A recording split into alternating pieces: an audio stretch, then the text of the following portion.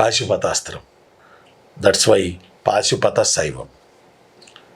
లకులీసుడు అని ఆయన దీన్ని స్థాపించాడు మధురలో, ఉత్తరప్రదేశ్లో. లకులీసుడిని శివుడి అవతారం అని పిలిచారు. ఈ పాశుపత శైవం ఆంధ్రాలో కూడా వేంగిచాళుక్యుల పీరియడ్లో విస్తరించింది. పాశుపత శైవం శైవమత శాఖల్లో. ఈ పాశుపత శైవానికి అతి సమీపంలో ఒక పాశుపత శైవానికి రిలేటెడ్గా కాలముఖులు ఉంటారు. ఇంచుమించు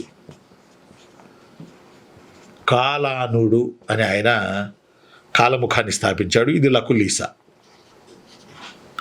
పాశుపత శైవం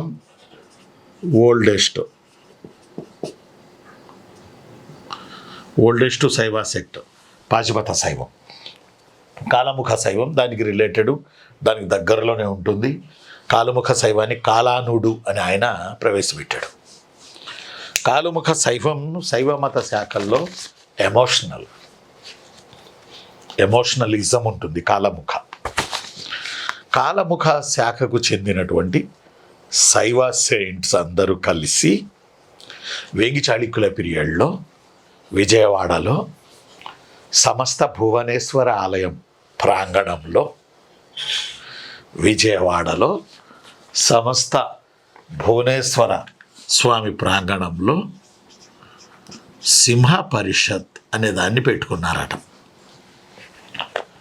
సింహ పరిషత్ ఏపీలో ఇలా పెడితే సింహ పరిషత్తు, కర్ణాటకలో పెడితే శక్తి పరిషత్. ఎవరు కాలముఖులు పెడితే